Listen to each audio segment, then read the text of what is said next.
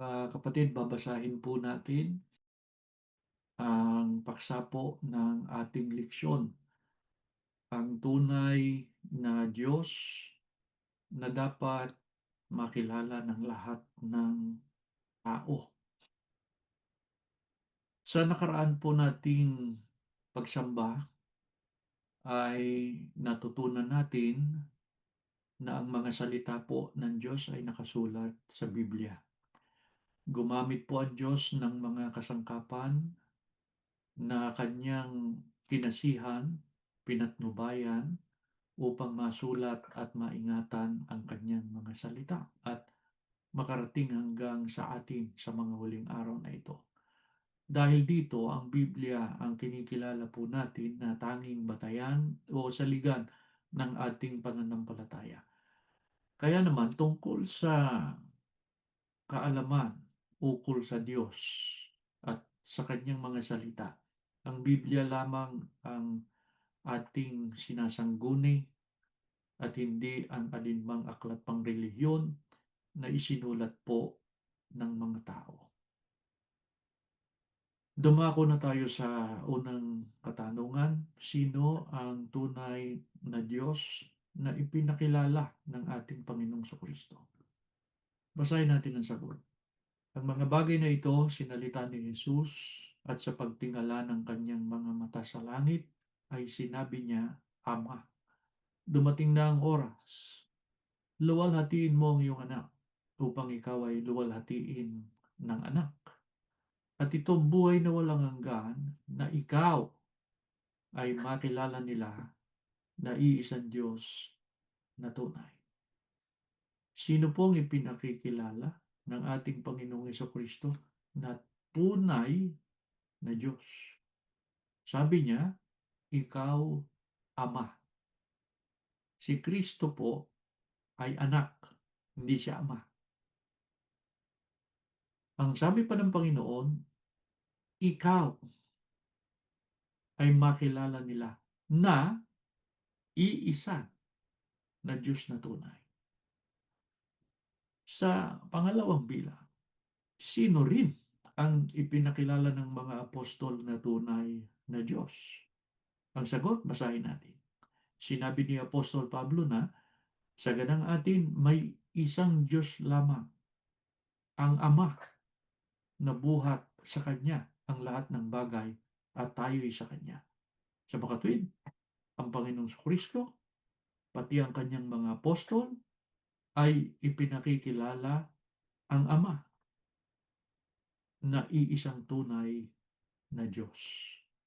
Sa ikatlong bilang, sino rin ang kinilala ng mga propeta na tunay na Diyos?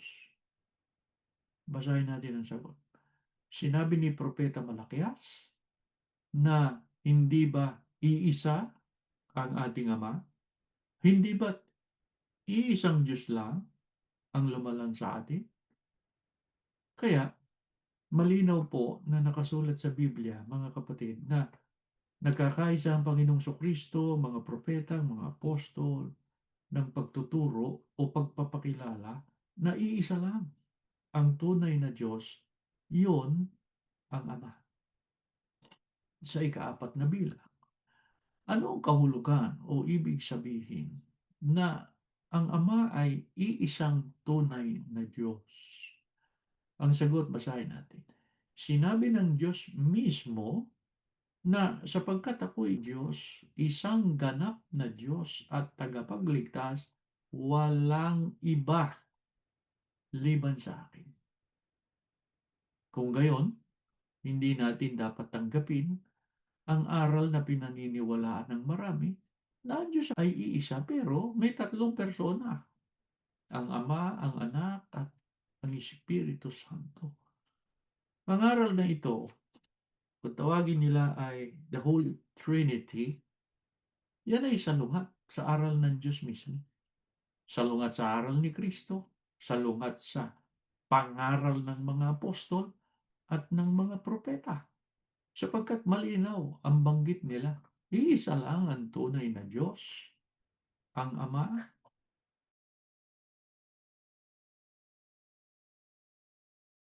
o likas na kalagayan ng iisang tunay na Diyos? Basahin natin ang sagot. Ang Diyos ay Espiritu at ang mga sa Kanya'y nagsisisamba ay kinakailangang magsisamba sa Espiritu at katotohanan. Anong kahulugan o sa ika-anim na bilang na tayo, anong kahulugan o ibig sabihin na ang Diyos ay Espiritu? Basahin natin ang sagot. Ang Diyos ay walang laman at buto o walang materya. Kaya ang mga larawang inanyuan na yari sa ginto, pilak at bato, mga rebulto at ibang pang bagay ay hindi marapat ituring na Diyos at hindi marapat na sambahin. Sa ikapitong bilang, paano natin natiyak na may Diyos? Gayong hindi naman siya nakikita sapagkat wala siyang materya eh. Siya ay espiritu. Basahin natin ang sagot. Mula pa ng likhain ng Diyos ang sanlibutan, ang kanyang likas na hindi nakikita, ang kanyang kapangyarihang walang hanggan at ang pagka-Diyos ay maliwanag na inihahayag ng kanyang mga ginawa. Paano natin matitiyak na may Diyos gayong hindi siya nakikita sapagkat siya espiritu, walang materya? Ang katunayan na may Diyos ay sa pamamagitan po ng mga bagay na ginawa niya. At ang mga bagay na ginawa niya ang naghahayag ng kanyang kapangyarihan. Kumuha tayo ng halimbawa sa ikawalong bilang. Ano ang ilan sa mga bagay na ginawa ng Diyos na naghahayag ng kanyang kapangyarihan o power at pagka-Diyos? Basahin natin ang sagot. Ang langit at ang lahat ng mga bagay sa langit, tulad ng araw, buwan at mga bituin at mga planeta, kabilang ang mundo o ang lupa, ang lahat ng mga bagay na may buhay at ang hininga ng lahat ng tao. Yan ang katunayang may Diyos. Siya ang gumawa ng langit, lahat ng mga bagay sa langit, tulad ng araw, buwan, bituin, mga planeta, kabilang ang mundo at ang lupa, at ang lahat ng may buhay at ang hininga ng lahat ng tao. Yan ang nagpapakilala, nagpapatotoo na may Diyos na makapangyarihan sa lahat. Sa kasunod na bilang, maaari bang lumitaw ang lahat ng mga bagay na ito na bunga ng katalagahan o yung tinatawag na evolution? Ang sagot, hindi. Sinabi ng Biblia na ang bawat bahay ay may nagtayo. Totoo. Datapot ang nagtayo ng lahat ng mga bagay ay ang Diyos. Siyang naganyo at gumawa ng lupa. Hindi niya nilikha na sira upang tahanan. Kaya mga kapatid, maniniwala ba kayo kung may magsabi sa inyo na may bahay na natayo, subalit wala namang gumawa o nagtayo nito? Hindi, di ba? Hindi mangyayari yung dumaan ka sa isang ah, kalsada o kaya ay dumaan ka sa isang street, walang bahay, bakante. Pagbalik mo, maya-maya may bahay na. Hindi posible yun. Kaya paano sasabihin ni naman, halimbawa, na ang mundo o ang lupa na pinakamalaki, pinakamagandang tahanan, basta na lang lumitaw sa kalawakan. Bunga ng katalagahan o kaya yung tinatawag nilang evolution. Millions of years ago, billions of years ago, ganito ganyan. Hindi po. Lahat ng yan may gumawa niyan. Sino? Ang Diyos. Sa ikasampung bilang, ano ang tungkulin natin sa Diyos upang ating mapatunayang kinikilala natin siya, ang lumikha o lumalang sa atin? Ang sagot, basahin natin. Magsiparito kayo, tayo'y magsisamba at magsiyukod.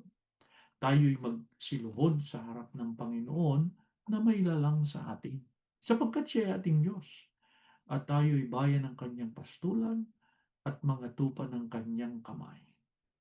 Tayo'y nilalang ng Diyos. Hindi lang niya tayo binigyan ng buhay at lakas, itinalaga pa tayo, hinirang pa tayo, at nakabilang sa kanyang bayan. Kaya tungkulin natin na sambahin ang Diyos na lumalang sa atin. Sa kasunod na bilang, ano pa ang tungkulin natin sa Diyos upang mapatunayan nating nakikilala natin siya?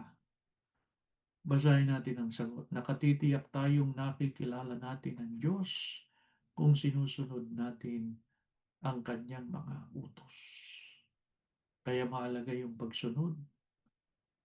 Pagka sinusunod natin ang utos ng Diyos, yun ang nagpapatotoo na kinikilala natin siya, sinasamba natin siya.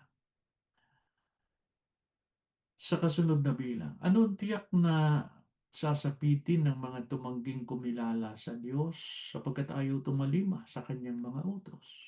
Ang sagot, maghihiganti ang Diyos sa mga hindi nagsikilala at hindi nagsitalima sa Kanya. Sila'y tatanggap ng kaparusahan na walang hanggang kapahamakan. Kaya hindi sila maliligtas pagdating ng araw ng paghuhukom.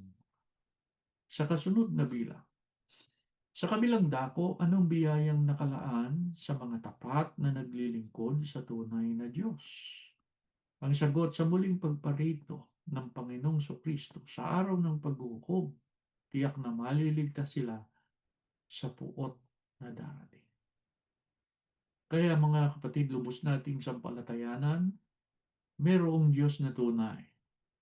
Isa lang at yun ang Ama na nasa langit. Siya ang lumalang sa atin at nagbigay ng ating buhay. Tungkulin po natin, sambahin siya, kilalanin siya, ibigin siya habang tayo nabubuhay. Paano natin kikilalanin, iibigin, at sasambahin ng Diyos? Mabuhay tayo sa pagsunod sa lahat ng kanyang mga kautusan. Ano man ang mangyari, dapat nasa pagsunod tayo. Kaya patuloy nating ihabilin sa Diyos, lalo na sa ating mga pananalangin sa Kanya, na maawa siya sa atin. Basbasan niya ang ating buhay. Dagdagan pa niya tayo ng lakas para sa tuwina na paglilingkuran at nasasamba natin siya. Sa susunod po, pag-aaralan natin na hindi po lahat naman ng ginagawa na paglilingkod o pagsamba sa Diyos ay tinatanggap. Pati na yung pagsamba kay Kristo. Sapagkat marami po ang nagsasabi na, o kami kilala din namin ng Diyos eh. Sumasamba din kami sa Kanya at sa ating Panginoong Kristo. Sa susunod nating pagsamba at pag-aaral ay lilinawin sa atin na hindi ang lahat ng pagsamba sa Diyos at pagsamba kay Kristo ay tinatanggap nila. Bago tayo manalangin, mga kapatid, ay basahin natin muli ang paksa ng ating leksyon. Ang tunay na Diyos na dapat makilala ng lahat ng tao. Tumayo po kayo, tayo mananalangin. Panginoon namin Diyos, salamat po ng marami. Pinayagan mo matupad namin ang pinakamahalaga sa aming buhay, na ito ay ang aming pagsamba, pagpupuri sa iyo. Nawa po, nadulutan ka namin ng ibayong kaluwalhatian at sana tinanggap mo ang aming mga paglilingkod. Inihiling namin huwag masayang ang iyong mga salita, patuloy na nakatanim sa aming puso, sa aming isip, upang akayin kami sa pagbabago, lalong tumibay ang aming pananalig at ang kaugnayan namin sa iyo. Maawa ka po sa sambahayan ng mga lingkod mo. Nawa po patuloy na dumaloy sa araw-araw ang mga biyayang kanilang kailangan. Sino man ang may karamdaman, pagalingin mo po ang patuloy na inuusig at mga ginigipit. Bigyan mo po ng matibay na pananalig sa iyo at sa banal mong magagawa. Dinggin mo po ang kanilang mga dalangin. Huwag silang mawala ng pag-asa. Nananalig kami, Ama. Binasbasan mo kaming lahat. Pinagpala mo po ang mga kabataan. Bibigyan mo po sila ng magandang kapalaran sa piling ng kanilang mga magulang, maging kalwalhatian ang iyong pangalan. Patawad po, Ama, sa aming mga pagkakasala sa ngalan ni Jesus na aming tagapagligtas. Amen.